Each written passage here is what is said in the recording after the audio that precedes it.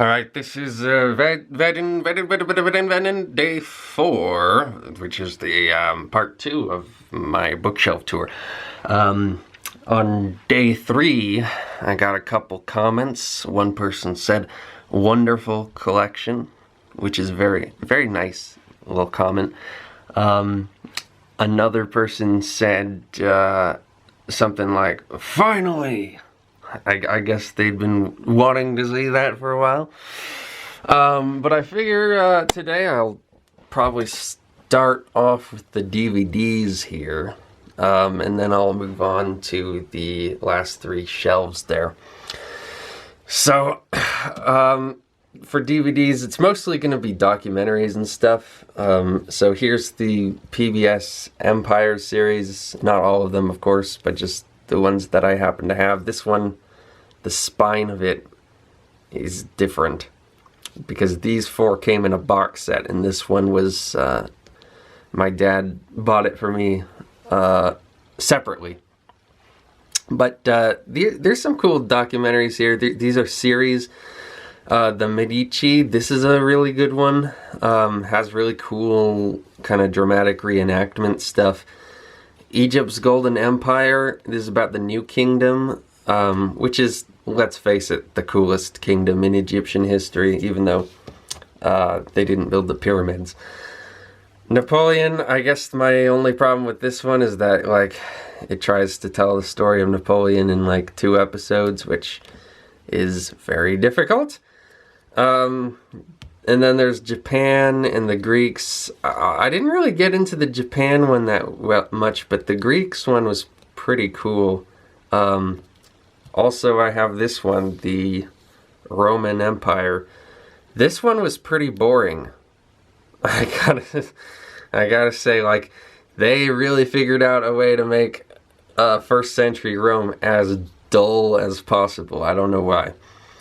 The Greeks one is interesting though, because when it would show, because they would have sort of, it's not even really reenactments, it's like suggestive B-roll that kind of tells the story, but then they would show like portraits of famous Greeks, and the way they would do it was they would have an actor pose in kind of a like as if he's posing for a painting, and then they would have this kind of panoramic shot of him to make it kind of look like he's a sculpture almost. It's kind of an interesting way of doing it. James Burke Connections, very good series. This one, I, Caesar, this is about several emperors and a Julius Caesar. So it's Julius Caesar, Augustus, Nero, Hadrian, Constantine, Justinian. I remember I was actually asking my dad if he could get me this series, Ancient Rome, The Rise and Fall of an Empire, because I really liked this one. And this one is like it's not even really a documentary, it's more like just dramatizations. It's not even really that well researched from what I could tell. Like, watching it again, it seems like they kind of, there's a lot of myths that they put in here, although there is some stuff that's demystified, like in the Nero episode they showed him like really trying to do his best in the Great Fire. But I was asking for this one, and my dad accidentally got me this one. But this one's pretty good too. It's more of just like a regular documentary.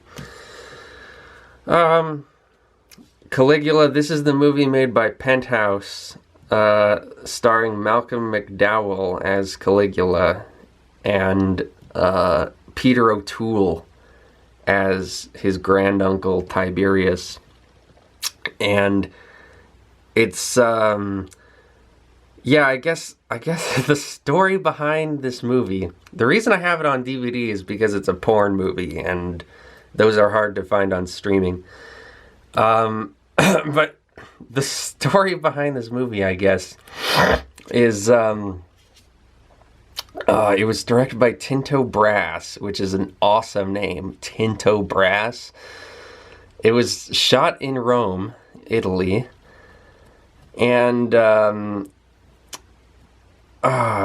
writer of it, God, who wrote this movie? It was a famous writer. It was, God, what's his name?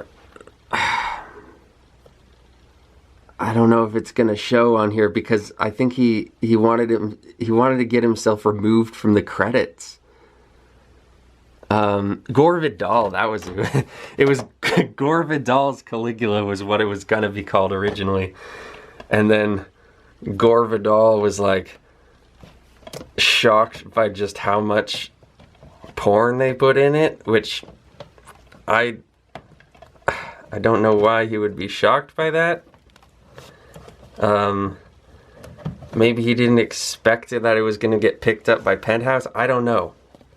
I really don't know. But he wrote this script, and so what's funny is that this movie, it's a porn movie that has this good script to it. Like, it has good dialogue, and it's all epic. It's like a really, really high-class porn movie, and it's pretty neat. Then there's The Normans. This is part of the same series as I, Caesar, actually. It's by these Kultur, I believe that's German for culture. I don't think I ever saw this one all the way through, but I did see part of it, and it's pretty decent. Pendus Fen, this was a DVD that I had to get because I think the only way to stream it is on BBC iPlayer, and you can only get that if you pay a license to the royal government for your television. And I don't do that, and so I had to get this. This is a Region 2 DVD. I actually have more than one Region 2 DVD, I think. Yeah, but you'll notice that, like, a lot of the stuff that I have is, like, on DVD is stuff that has to be on DVD. But yeah, Pendus Fan, I mean, this is just a masterpiece of television. I mean, it's one of my favorite movies ever. And I think it's one of the best movies ever made. Then I have Wall-E, which, I used to have a lot more DVDs like this, like, animated movies, but I got rid of most of my DVDs when I moved, like, 8 years ago. I moved to Salt Lake City, and I got rid of most of my stuff because I wanted to kind of start fresh. But I guess this one I saved, and it's partly because I really like this movie, and also partly because it has a documentary on it called The Pixar Story. That's a very well made film. This one is interesting. I used to have this on VHS, and you can see I got it on DVD, and it's still shrink wrapped because I haven't had the time or the interest to rip it as a file yet. But I think I might make a video about this film at some point. It's called Discovering the Real World of Harry Potter, and I think it's a fascinating documentary because it's one that tries to kind of maintain the illusion that magic might be real, you know? Which is funny because I saw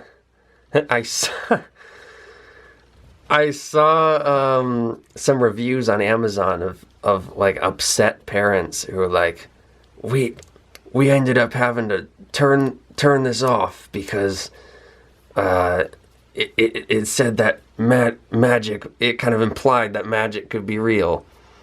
And it's like, man, if you're that Christian, why are you showing your kids a Harry Potter documentary in the first place? It makes no sense. If you're not the kind of Christian who's against Harry Potter, why are you the kind of Christian who's against this? It's so stupid. But yeah, I like this documentary a lot. And there's a great part in it where there's a guy talking about owls, and he has a snowy owl, and he's like, an owl would make a lousy pet. I mean, this thing is fucking dumb. And the owl screeches at him. It's hilarious. Beatles documentary by, I think it was by Ron Howard, 8 Days a Week. Kind of not great. I mean, there's so many other Beatles documentaries that this one doesn't really add a whole lot, other than just having a lot of newly restored footage of their tours. A&E Napoleon series. This one's a bit of a mixed bag. It's a little bit odd, but there's some really good stuff in it. It's I think 4 episodes or 3. No, I think it's 4 episodes, which it should have been a little bit longer. That's always the thing with me and Napoleon. Like, make it longer. But I really like the actor playing Napoleon. He's too old for the role. He's too old. He ain't convincing as the, 28-year-old Napoleon at the beginning. But he does a really good job with it. And I also really like the actress who played his wife, Josephine. I think she was the perfect Josephine. And she's not too old. Then down here, I have some slack space here. So here's some CDs. Don't really have a lot of CDs because I just listen to things on Spotify. But I have some Marilyn Manson ones that I collected for my videos because I make the Manson videos, and I need access to the actual CD so that I can see the album art and how it was presented when it came out. That's very important for being able to interpret the music, is having the album art. So I have 3. I have his first 3 albums: Portrait of an American Family, Antichrist Superstar, and Mechanical Animals, which has a blue tint to it. And there's a reason for that. It actually has a functional reason for looking at the CD booklet. Then I have a few things that my dad sent me. I don't really listen to these just because like I could just find most of this on Spotify. But this one, Gaelic Storm, not a huge fan of this band, to be honest. I know these guys were in Titanic. Not a huge fan of Gaelic Storm, although I love this genre of music. I guess they do too many instrumentals, and I want to have at least a third of the stuff be sung. I guess this is an Alan Watts CD. Some Mersey Beat stuff. Smile, Brian Wilson. So, a bunch of stuff. And then here's a 3DS game. And then a bunch of Nintendo Switch stuff. I got Lord of the Rings. I got Excalibur. This was one that I couldn't find on streaming. It might be available now, but I couldn't find it back then. This is a pretty good movie, although the acting is really stagey. It's really weird acting, but I really like the film. Yeah, a few Beatles movies. Planet of the Apes. This is the original collection of the Planet of the Apes films. I'm a big fan of them. Even the stupid ones I like. This is a really good movie. Charles Lawson, The Hunchback of Notre Dame. Da Vinci Code. This movie, everyone seems to hate this one. I think it's great. I don't know what people are talking about. I think this is an awesome movie. Yeah, I got a few computer games here. I'm mostly into like historical strategy stuff if I'm doing a computer game. This is a great courses thing that my dad sent me about linguistics.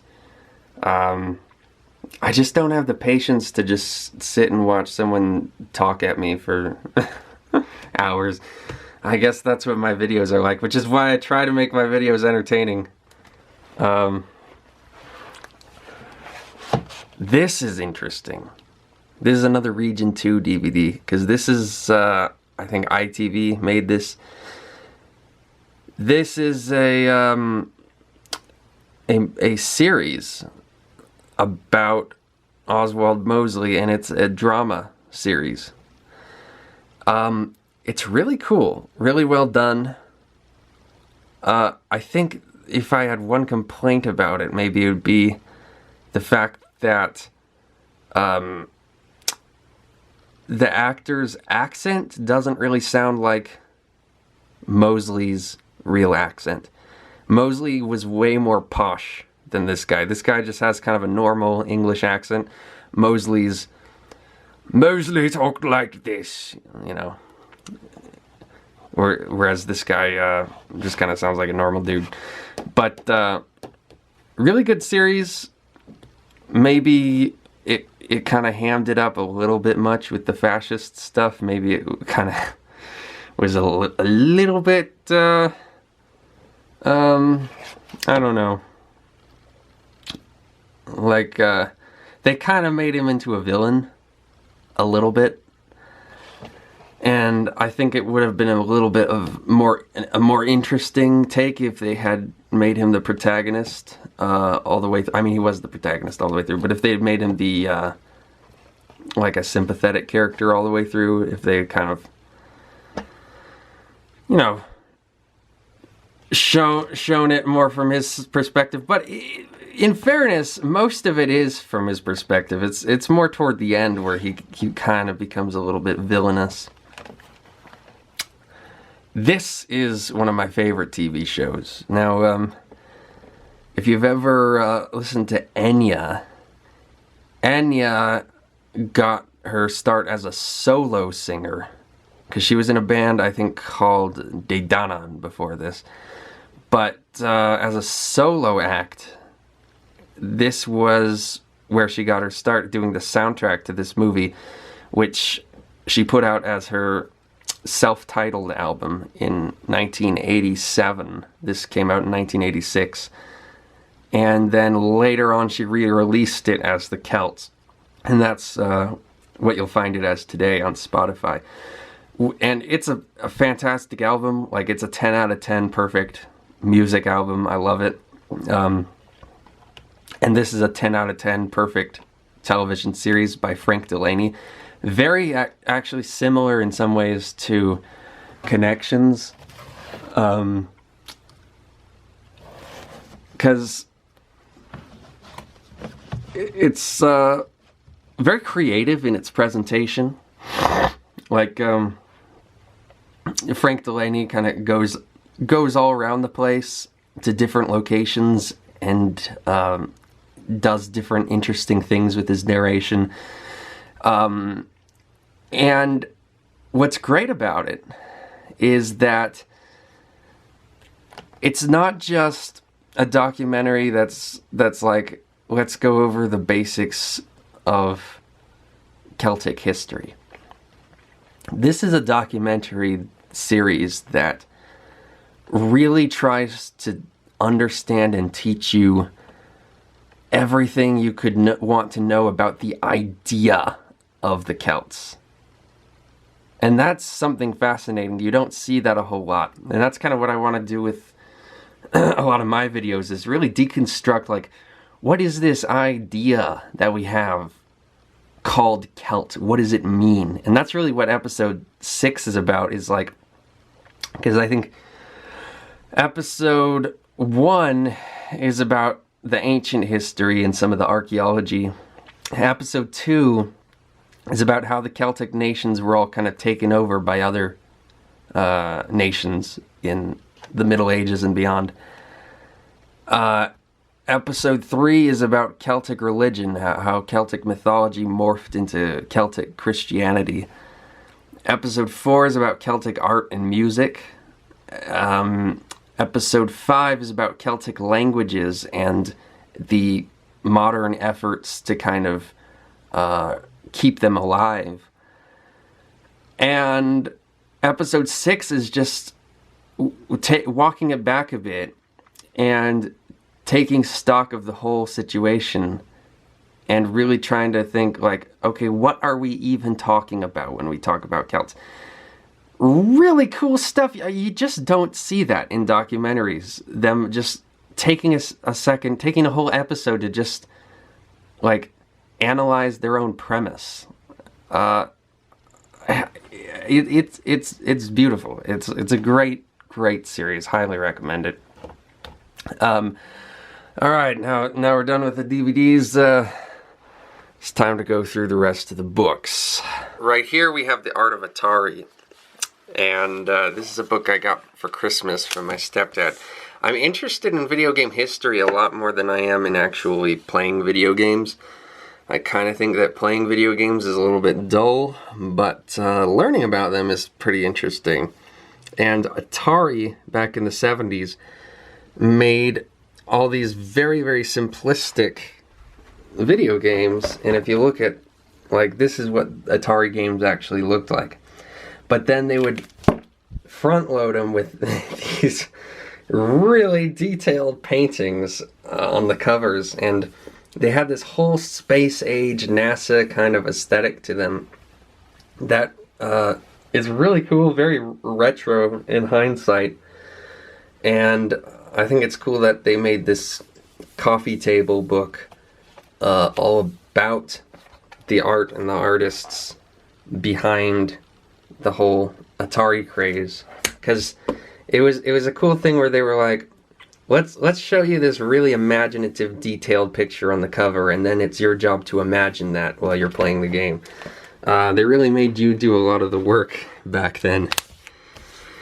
Then we have Ancient Rome. This is actually a very helpful book about ancient Rome. It's very large, and it has a lot of pictures, but it's got pretty good information in it. Very, very big, like just a lot of pages with a lot of info. Dolaire's Book of Greek Myths. Okay, so this is, I think I should pull this out because it's an important one. I remember when I was a little kid. It was around Christmas, and my mom, I don't know why she waited until like the last second to wrap this present, because this was a book that she used to read when she was a kid, and she loved it, and so she wanted to give it to us. But I ended up walking in on her wrapping the present, and it was like we were already unwrapping presents during that time. So I don't know why it took her that long to wrap. I mean, she should have expected that to happen, but no, it's a very very good book, and this is one of the books that got me into history, because I was already into American history at that time, but this is the one that got me more into ancient history, because it's all about Greek myths, but you can see it has really nice pictures to it. And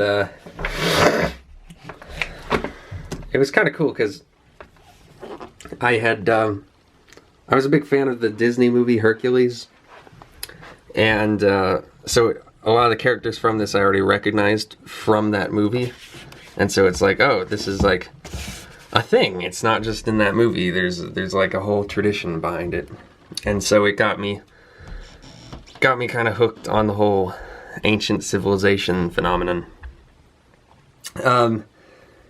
It's called The History of Mythology. For a title like that, I would expect a little bit more history and a little bit less mythology. But it's more of a mythology book. So, it's a decent book. I like it, but it's like the idea of a history of mythology, that's cool. I would like to see what that actually looked like. This is something that my dad gave me. I never actually looked at this. Like, I don't even really know what this is. Then there's Dolaire's Book of Norse Myths, which is the sequel to Dolaire's Book of Greek Myths. But the weird thing about this one is that it's shorter than the Greek Myths book. And it didn't have to be, because the Greek Myths book has a lot of stuff about Greek heroes. This is just God stories. There's no hero stories in this.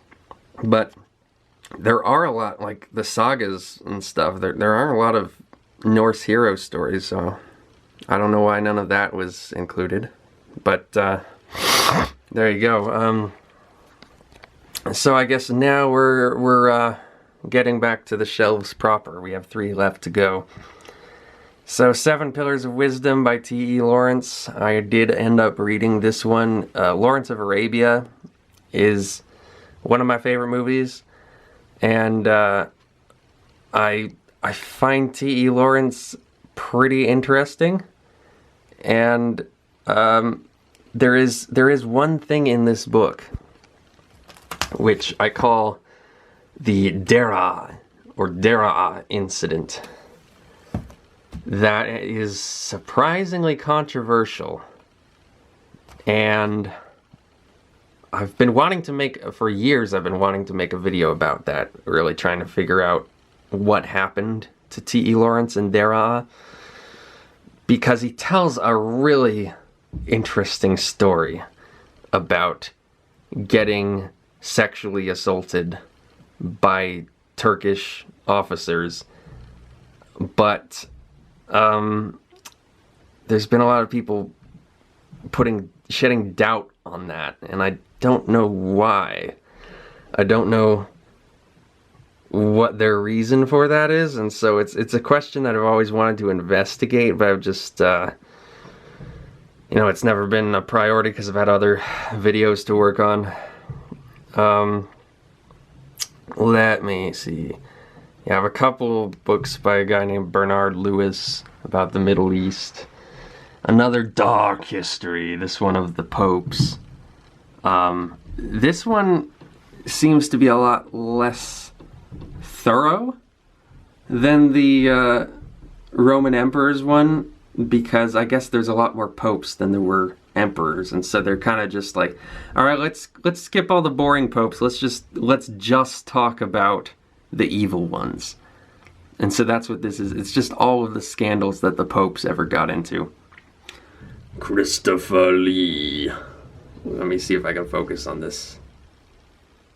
Yes, Christopher Lee. Probably not the Christopher Lee we're all thinking of. What is this about? Death of Queen... Okay, so it's just like everything that was happening in London in 1603. Culture of Critique. Okay, this is an interesting book. It says, an evolutionary analysis of Jewish involvement in 20th century intellectual and political movements. Oy vey. So... yeah, this is a book, I would characterize this as an anti-Semitic book, but I don't think that the author would.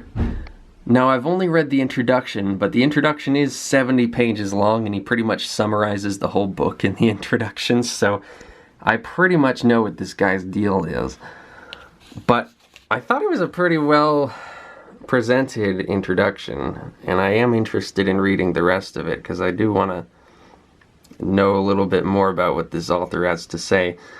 But just look at the cover of this. Look at how pixelated and blurry it is. This is a horribly rendered image on the cover.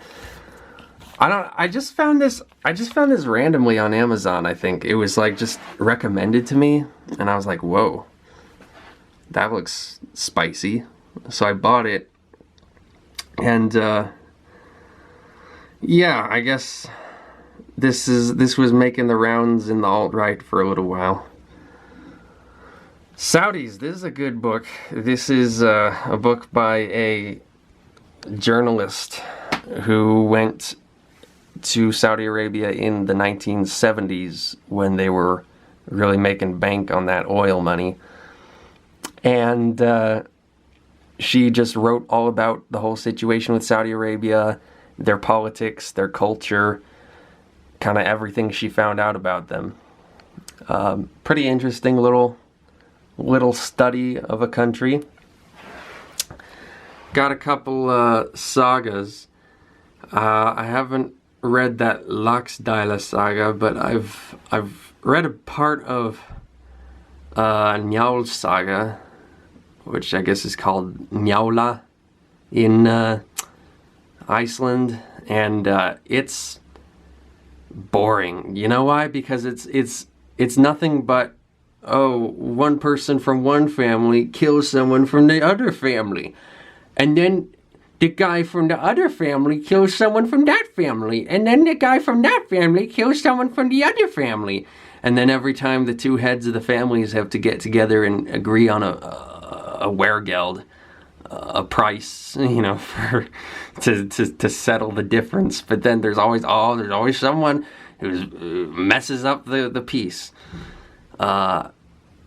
Totally repetitive, totally boring. There probably something cool happens toward the end, but it's not worth finding out.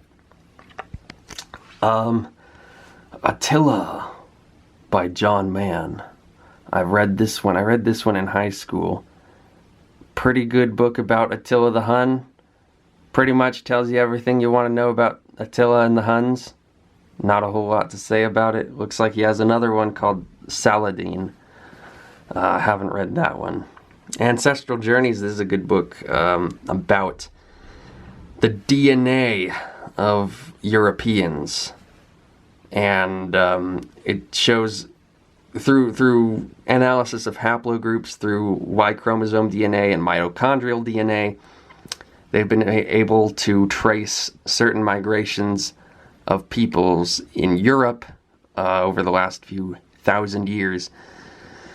And it's pretty interesting. I think I got a little bit of information from this in my Italy video that I'm coming out with soon, because talking about just like the origin of the Italic people.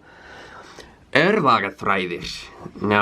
this is just some crappy romance novel that was translated into Icelandic. And the only reason I have this book is because it was one of those at the library book sale. And I was kind of impressed that they had one book in Icelandic. They had one book in Icelandic. So because of that, I decided to get it, because, hey, I'll take what I can get.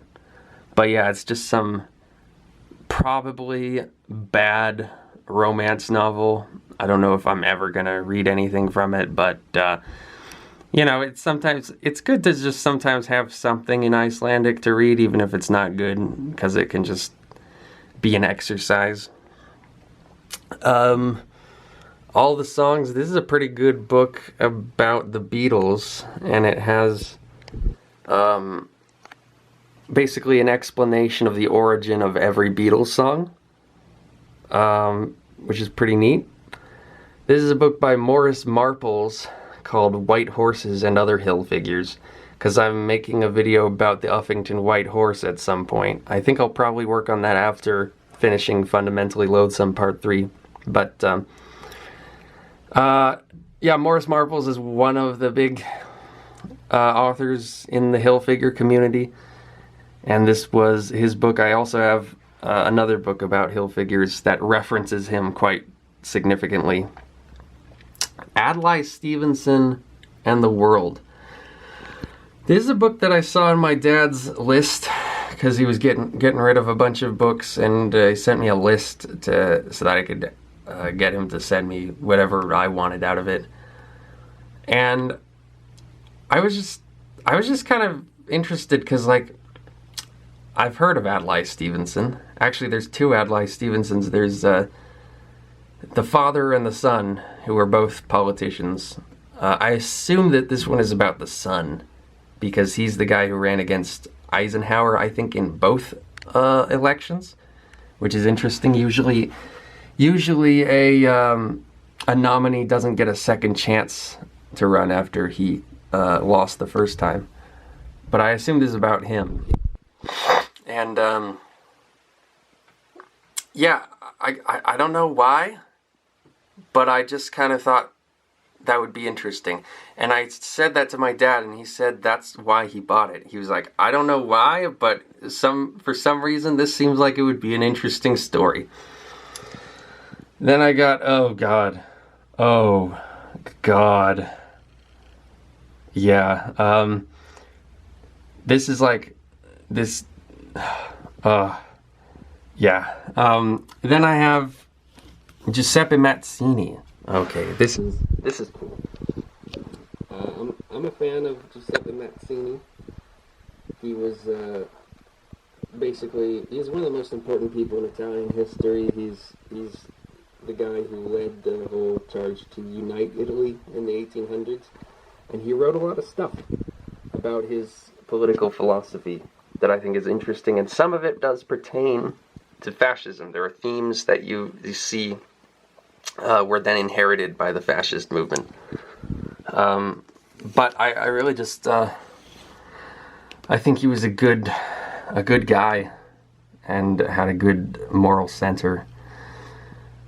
I think I did read a little bit of this one about Syria. Didn't get too far in it.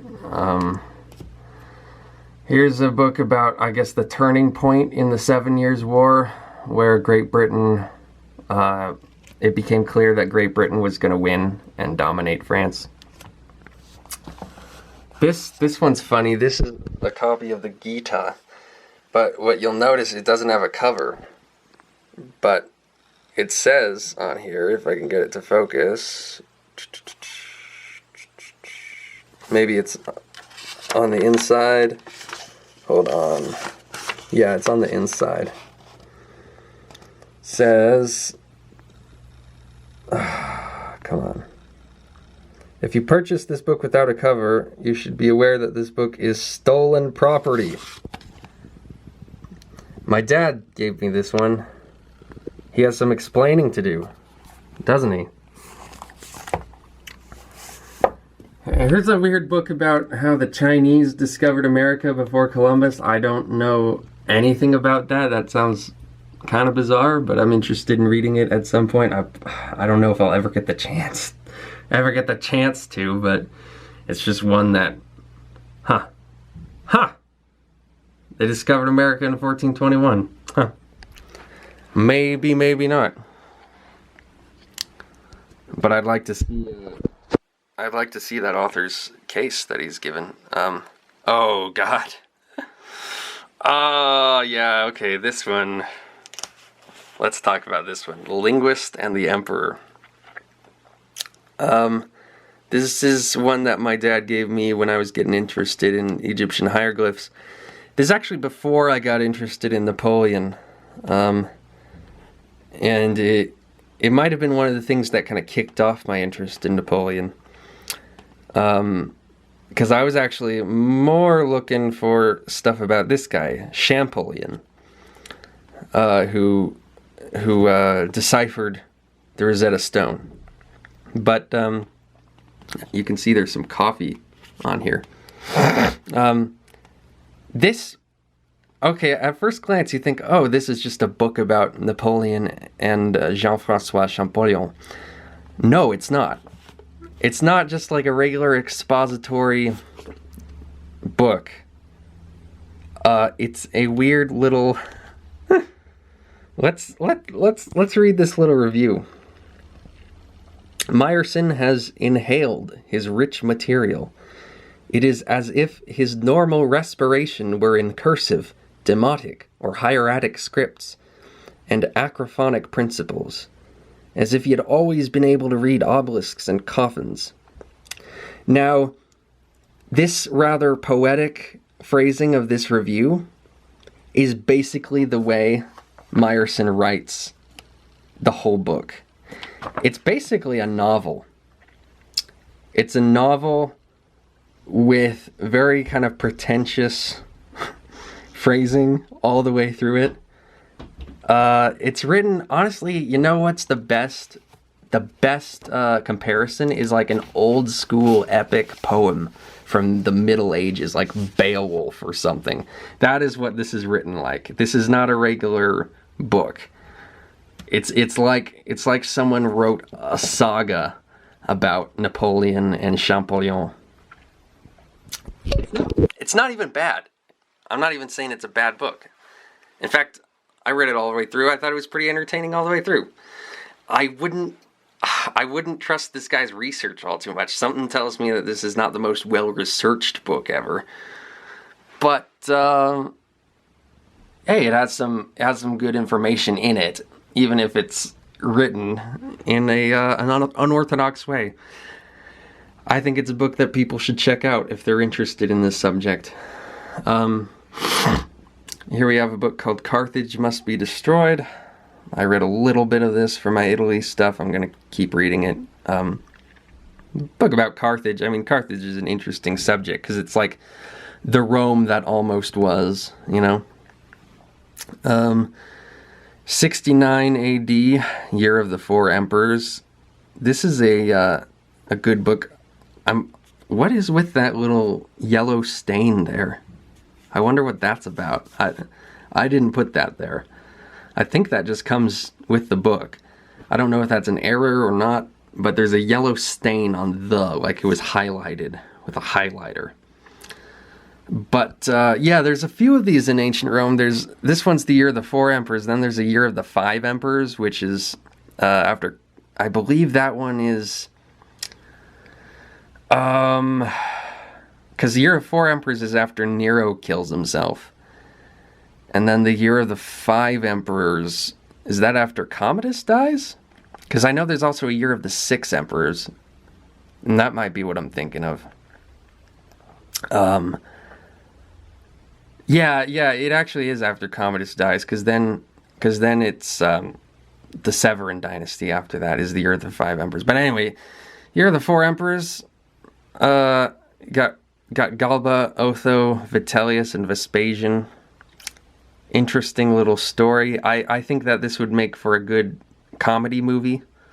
I want to see them do like a comical take on this. Actually, Year of the Five Emperors would probably be even better, because that has Didius Julianus, who is a total clown. Okay, I just got myself a chair because my knees were hurting. This one's really cool. I haven't had the opportunity to read this all the way through, but I really want to, because this is, you can see Oswald Mosley on the cover of this. And this is his son, Nicholas Mosley. He wrote two books, which are in one volume here, Rules of the Game and Beyond the Pale. And this is actually the book that this series is mostly based on. And it's basically just this guy's son being like, let me try to understand my dad and what he was all about. And so he wrote this book all about his dad. I mean, how interesting, what an interesting perspective getting, like imagine if, not to compare Oswald Mosley to Hitler, but imagine if Hitler had a son who then wrote a book all about Hitler, you know? It's just, that's so cool. This is a great book, Tree of Salvation. Very short, succinct, but cool theories in this book. It says Yggdrasil and the cross in the north. So it's this guy, what's his name? G. Ronald Murphy, S.J. What does S.J. mean?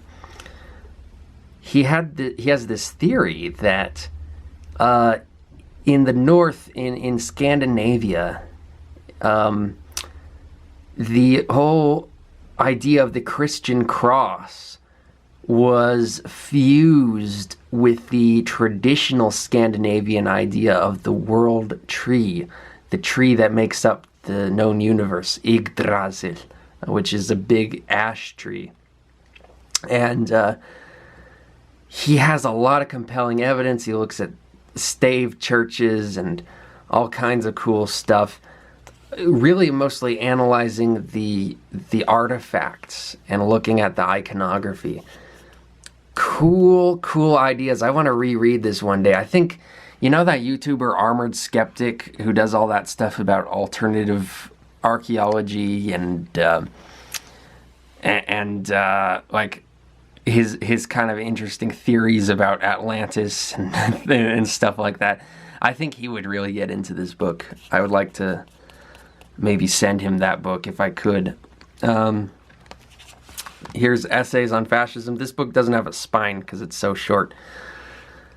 But because it's just kind of a pamphlet, really.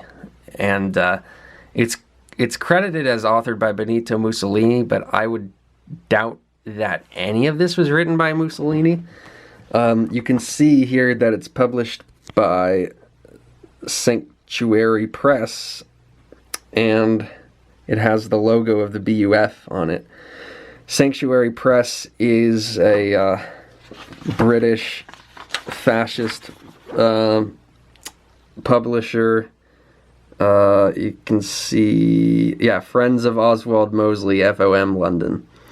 So these guys are friends of Oswald Mosley, published this book. And you can see it has writings by Oswald Mosley, Benito Mussolini, Alfredo Rocco, and Giovanni Gentile. Really, I would doubt that the Doctrine of Fascism was written by Mussolini. I would doubt that it was actually written by him. Most people seem to believe it was actually written by Giovanni Gentile. So it's probably more accurate to say Essays on Fascism, Giovanni Gentile. But because Mussolini is a bigger name, they put him on the cover, of course. And it was that article was officially credited to Mussolini. But yeah, that was actually probably the best resource on that's like the best resource on fascism you can get. If you want to understand fascism, don't read some book like Roger Griffin explaining fascism. Just read this, because this is actual fascists explaining their ideology and trying to make it accessible, like actually trying to write something that other people will understand. And it's short. It has everything you could want if you just want a basic understanding of the subject. Highly recommend that one. Then we have this one by Paul Newman. Probably not the Paul Newman we're all thinking of. But you can see he also has another one right here. And I was kind of mad because I collected these two books thinking they were two different books by two different authors, and then I found out that they were actually the same author and that this book was actually a revision of this book. So I didn't even need to buy this book. I shouldn't have bought this book. I should have just bought this one, but I wasn't thinking, I wasn't looking, and I accidentally bought this one too. So now I have like basically two versions. This is like a rewrite of this version with more stuff, but this is the only one you need. This is a great book, fantastic book about hill figures, great resource, and I'm gonna be relying on it a lot, as well as the Morris Marples one when I talk about the Uffington White Horse in a future video. French phrase book. Okay, that might come in handy. Four Princes. This is about Henry VIII, Charles V, who was Holy Roman Emperor and King of Spain at the same time. And Spain back then had big sections of Italy. They had all of southern Italy too, so he had a gigantic territory. And Suleiman the Magnificent, the Ottoman Emperor, and Francis, one of the Francises, Francis the First, I think, of France. And it's about their relationship and their diplomacy between each other at that time. Interesting little period of history. Haven't read that book, but it might be one that I'll check out at some point. Maybe when I talk about Charles in my Italy series, I can read the sections about Charles in this book. Ancient Egypt, pretty good little kind of visual guide, I guess. It's one of these books with a lot of pictures in it, and I like books like this that have this really nice kind of glossy finish to the pages and have put a lot of effort into the presentation. I think that's really cool. They're usually not the kind of books that you're gonna do a lot of in-depth reading with, but they're great for casual readers and for kids. You know, I got this when I was a kid, and I think if you have kids who are interested in history, find these kind of glossy, picture-filled books, because they're really great for introducing kids to different facets of history and whatever they're interested in. It could be science too. Here's a linguistics textbook, I guess. I don't remember where I got this one from. This might have been something my dad sent me. Yeah, I still have my allergies.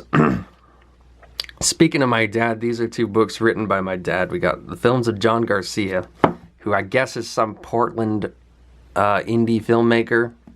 And my dad got really interested in the Portland indie film scene. I don't know why. Maybe he just saw a film from that scene and it got him interested. Then we have the Intellectual American, which is basically just his blog. It's like a compilation of his blog posts. It's kind of fun. Like I remember I had my friend over and I was talking about my dad with him, and I was like, yeah, if you want to know anything about my dad, just look in this book. And it's kind of fun to have this, so I can be like, yeah, this is who my dad is. Just show him this book, and it just has a lot of different things, you know. Like, oh look, it's dedicated to me and my brother. That's cool. I forgot about that. But yeah, we have stuff about film and literature. Oh, Edward, a Scottish Ballad. That might be interesting, because I'm a huge Scottish ballad fan. I'm a big fan of that kind of stuff. And then American culture, music, what's that? Downbeat magazine? American anti-intellectualism. That'll be a spicy essay. Oh God, Seth Rogen. I know my dad hates Seth Rogen. I saw Seth Rogen's Ninja Turtles movie recently with my buddy. We went to the theater, saw that. That's a pretty good movie. I really liked that one. Stopping the slow-moving right-wing coup. Atheist as Athie does. I like that. Sorry, but heaven is not for real, because there was that book in that movie called Heaven is for Real, which was retarded. The diabolical delusions of religion. Mwahaha. Why Bible literacy matters and why it shouldn't. That's cool, because I'm a big fan of the Bible. Yeah, lots of stuff. Birth of a Rationalization, celebrating a racist film. I assume that's about Birth of a Nation.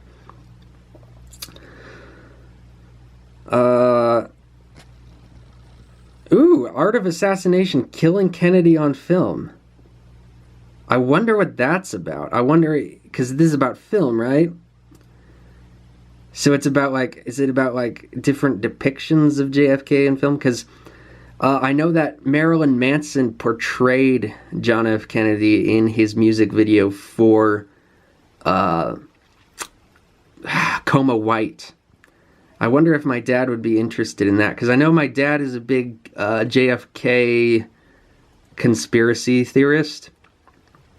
Like he's big into the whole, I guess it was an inside job or whatever, and he has a lot of reasons for thinking that way. A lot of people do.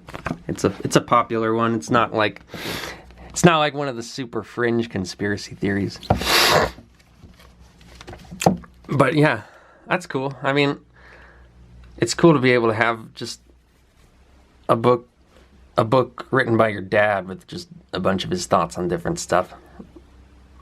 I'm sure I'll get a lot more value out of that book as I grow older. Because, you know, you get interested in your heritage as you get older. Here's a book about Mexico. That could come in handy someday, I don't know. Elder Edda. I have read a little bit of the Elder Edda. It's kind of the principle, this and the Prose Edda, which I also have, or the Younger Edda, because this is also called the Poetic Edda. And it's a collection of poems written by Icelanders. And nobody knows who compiled this specific Edda. They're called Eddas. I don't know why. In Icelandic, it means something. But, yeah. God, my brain just shut down for a second. But this one is the older one, and we don't have an author on this one. And so it's an anonymous work, and it has a bunch of stuff about the gods. And I actually wrote a poem called Odin's Curse, where I referenced quite heavily the first poem in this Völuspá, which I think is the most famous poem from this. And it's a really great poem because it's this seeress woman named Völva, who she tells Odin the whole story of the universe, how it started and how it's going to end. So it's like Odin comes to her to want to know about his own death or want to know about the end of the world. And so she's like, I'll tell you the whole story because I can see everything. And so I was greatly inspired by that poem for my poem, Odin's Curse. And this is, I showed you the Völsunga Saga copy I had up there. This is in the same edition, this Penguin edition. Fantastic. I mean, look at how beautiful this is. This is absolutely gorgeous. And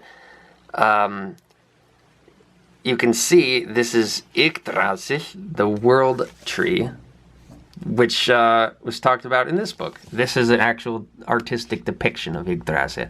So, really, really awesome. I'm going to change my battery right now. My battery's running low for some reason. A few moments later. And then we have Osho. Now, Osho was not an actual author. He was just a guy who talked a lot. And then people created, his devoted cult-like fans created these books full of his words. I like this guy a lot. He's one of my favorite philosophers. He was a total hypocrite. Kind of an asshole. But I like him because he actually had a lot of great wisdom to offer, even though what he's most famous for now is his whole cult that he led in Oregon that ended up... He had an underling named Sheila blah blah blah. I can't remember her last name. But she was, I call her an underling. She was really not an underling. She was just his right-hand man, and she was in charge of the whole cult. He was more of the figurehead, and she was the one who was actually in charge.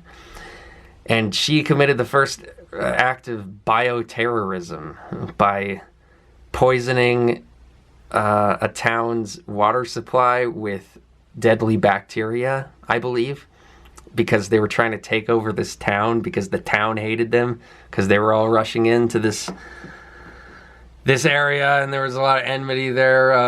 It was a whole drama. But yeah, this guy, he's funny. He like dressed like a Dragon Ball Z character, went around wearing Rolls Royces, driving Rolls Royces and wearing Rolexes.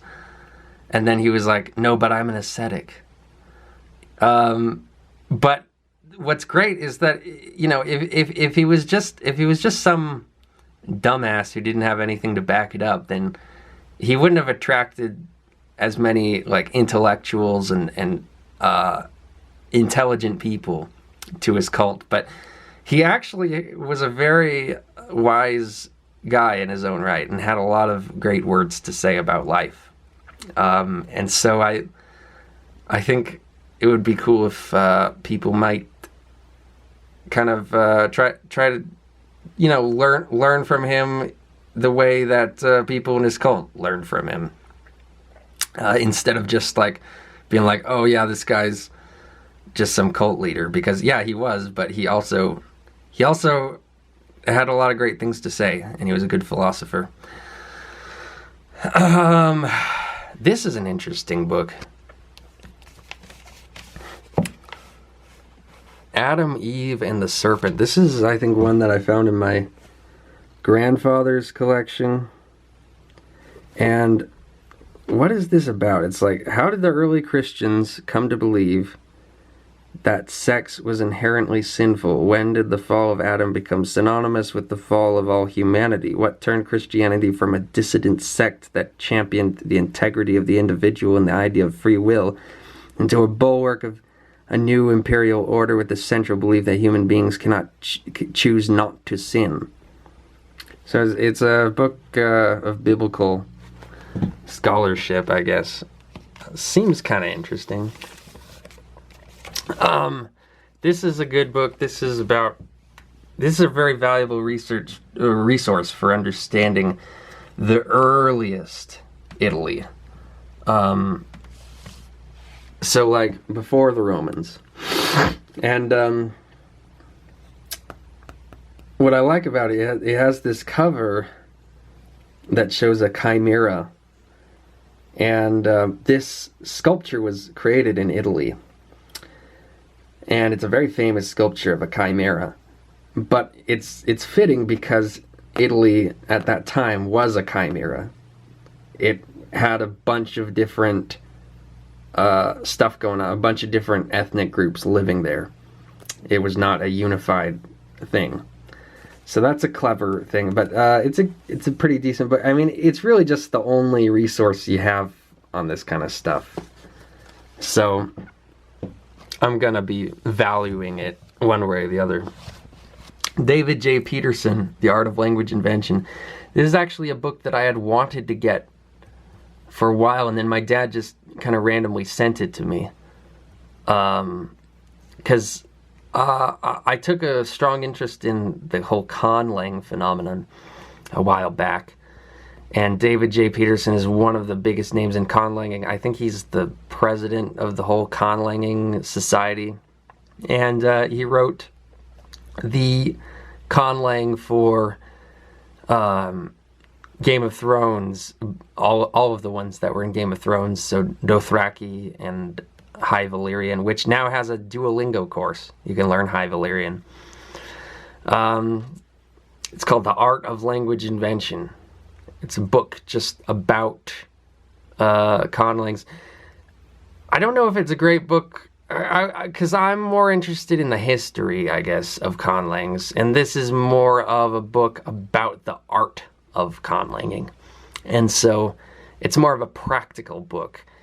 I guess I was more expecting it to be a look at conlangs that were already made and analyzing different conlangs and their qualities and their purposes and their history and origins. I think that would be a great book for Peterson to write, or for somebody to write, in addition to this one. Yeah, here's a book about the Glorious Revolution. Here's a book about Ukraine. 1,000 Common Delusions. This is a fun one. That's just a bunch of things that a lot of people get wrong, misconceptions, common errors. Terry Pratchett, I've never actually read any of this stuff, but I was kind of interested in him. The reason I have all these books is because my friend Michael gave them to me, because he asked me if I'd read Terry Pratchett, and I said no, and he was like, I gotta give you some Terry Pratchett. So I don't really read fiction, but I do find if I have always been interested in Terry Pratchett, and I think I would like to read him if I ever do get into fiction. 1848, one of the probably the biggest revolutionary year in European history. Oh wow, Wilhelm Reich, The Mass Psychology of Fascism. Wilhelm Reich. I've heard of that guy. Huh. I don't know where I'm thinking of it. I feel like I'm confusing him with the guy who invented supposedly cloud busting. There was that Kate Bush song, Cloud Busting. I'm confusing him with that guy. I'll flash his name on the screen in the edit. But yeah, I guess this is not the same guy. I assume this is not the same guy. It is the same guy. I don't know. I haven't really been interested in reading this book because just the title, The Mass Psychology of Fascism,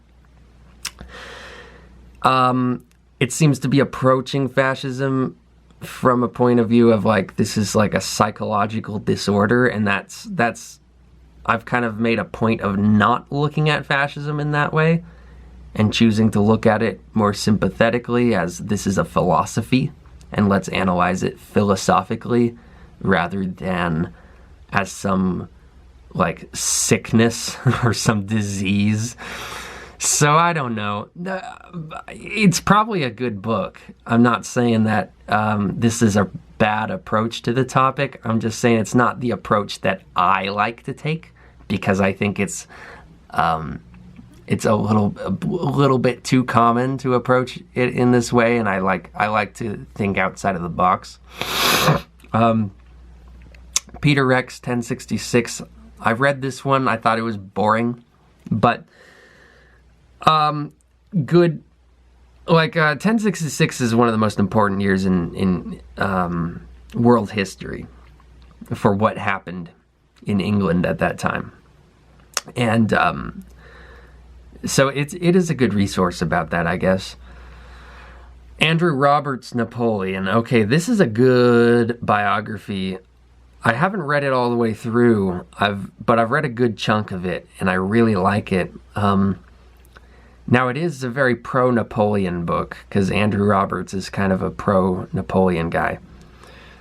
And but it doesn't give me the impression that it's biased exactly. It just seems like he's trying to clear up a lot of misconceptions, and he actually does a lot of new kind of analysis of research where he questions a lot of commonly held narratives about Napoleon from unreliable sources that people just kind of took for granted for a long time.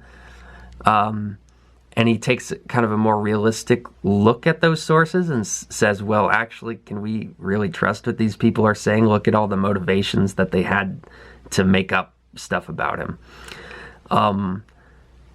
And I guess I've always been someone with sympathies to Napoleon, and so I can appreciate a book like this that does portray him in a sympathetic light.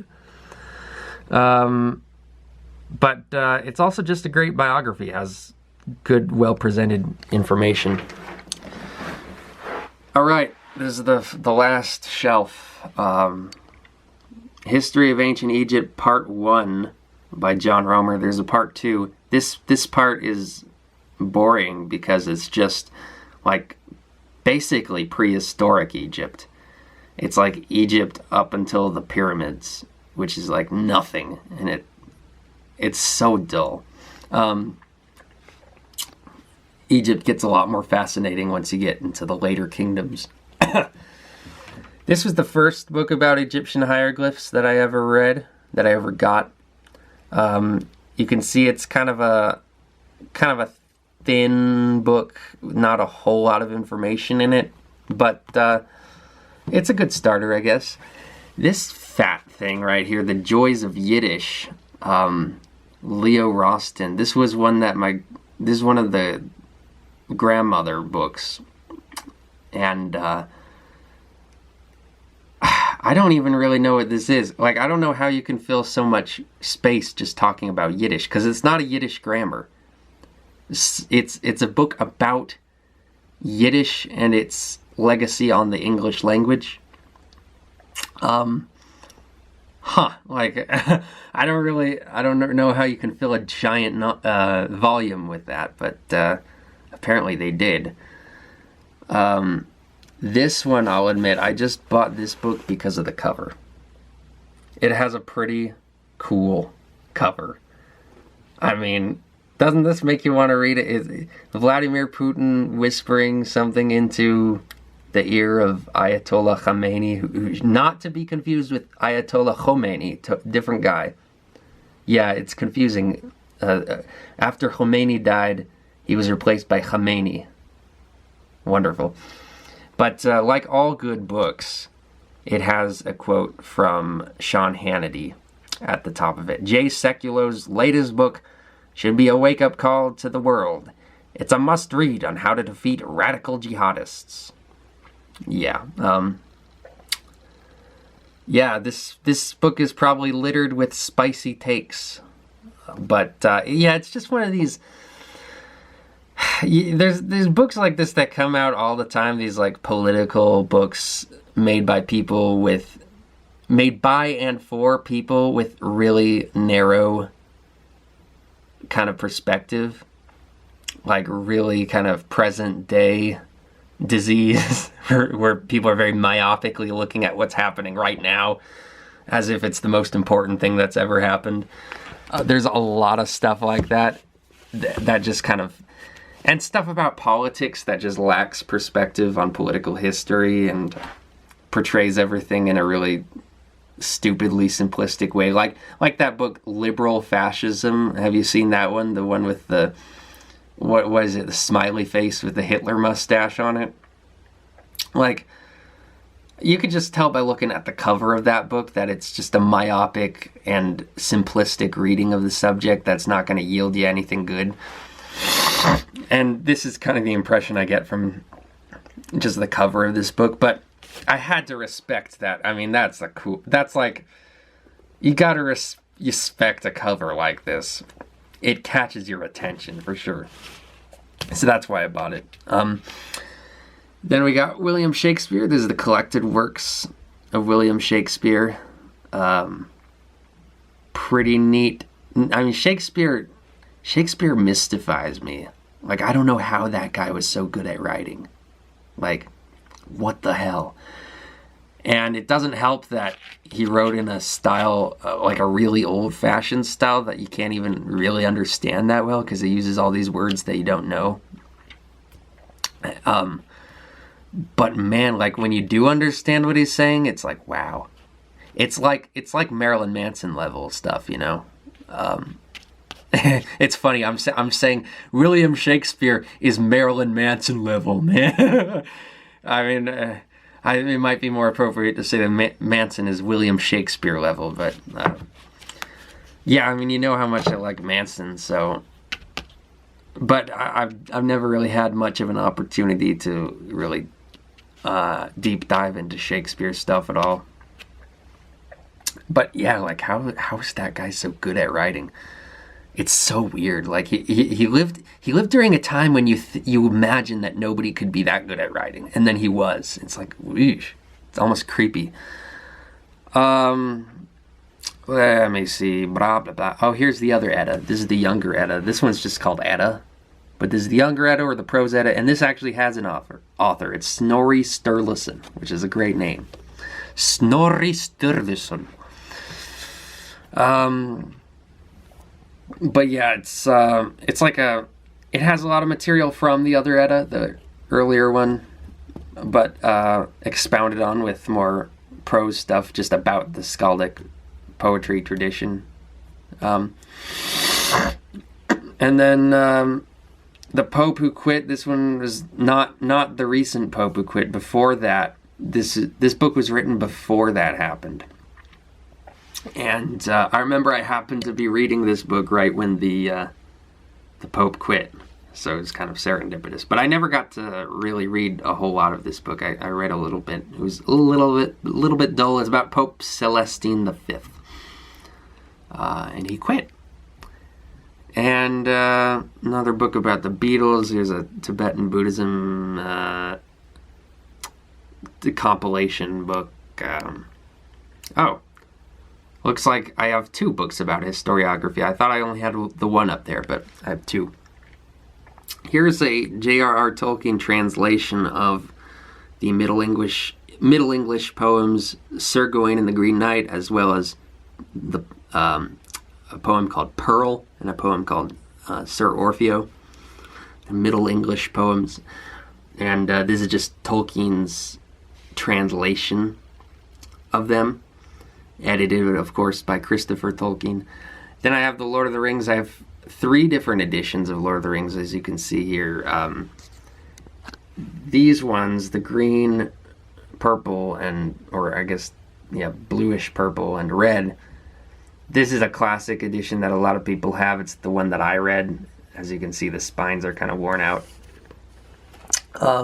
But then I also have these ones, which you can see they have paintings actually painted by Tolkien himself. And I'm a big fan of Tolkien's paintings. I once got from the library a book of all of his art. I would like to get that book again, because it's a great book. And then there's this edition that is kind of has more of that pulp paperback fantasy look, which I really like. I think it's cool. And then here's a good book. I forgot about this one, The Monsters and the Critics. This is a book of Tolkien's essays, and I'm a big fan. I'm more of a Tolkien fan than a Lord of the Rings fan. I'm actually more interested in Tolkien's nonfiction stuff than his fiction. I'm more interested in his scholarship.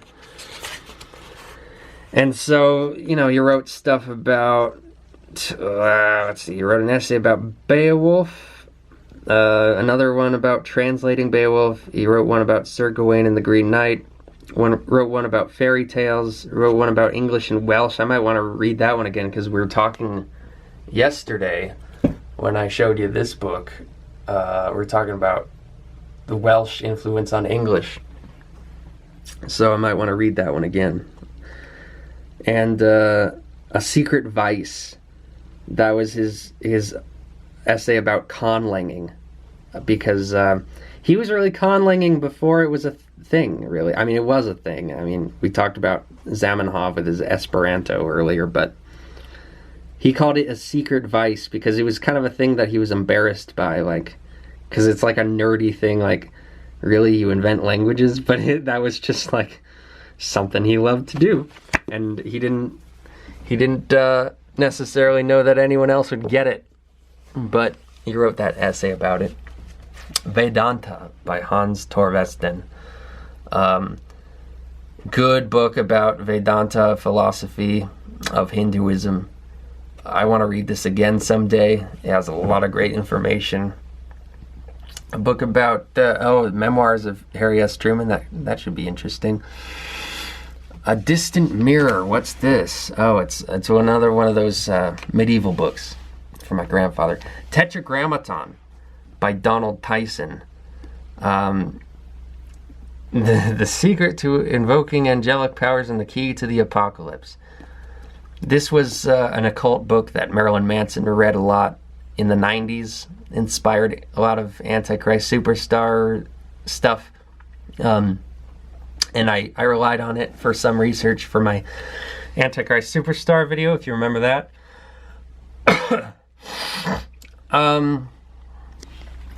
What's this? The Protestant Ethic and the Spirit of Capitalism. That's probably a good book, because I am fascinated by the connection between Protestantism and capitalism. Weimar Germany, that should be a good resource if someday I choose to talk about the German far right. I think I did read a little bit of that book, but not much. Inheritance of Rome, I've read this one. It's about the early Middle Ages. Kind of dull, kind of a boring book. Has some good information in it, though. Signs and Symbols, this is another picture book. And it's kind of a cool book because it's just all about different symbols that we take for granted in our world and their kind of mythological significance. Book about Charlemagne, book about how the Catholic Church built Western civilization, Europe of the Dictators, and then finally we have Poland, A History by Adam Zamoyski. And this is a book that was actually a remake of a book he wrote before the end of the Cold War. And he, when creating a new edition of the book, he actually was like, you know, so much has changed that I just have to rewrite the whole thing. So he rewrote the whole thing. But Adam Zamoyski is interesting because coincidentally, this book is right under Napoleon by Andrew Roberts. And I actually saw a debate. I didn't watch the whole thing because I can't stand debates, but there was a debate between Andrew Roberts and Adam Zamoyski over Napoleon because Roberts is a big Napoleon fan. Zamoyski thinks that Napoleon sucks. And Andrew Roberts was like, we should call Napoleon Napoleon the Great. That was the contention, and he was like, nah. And so, yeah, that's an interesting connection between these two. I didn't even know that existed when I bought this book. It was coincidence, I guess. But yeah, that's all of my books. That's all of it, and my DVDs. So that completes this tour of the bookshelf. VEDN. I keep calling it VEDS. VEDN Day 4. 4, not 5. 4. I'll see you tomorrow for VEDN Day 5. All right. Bye bye.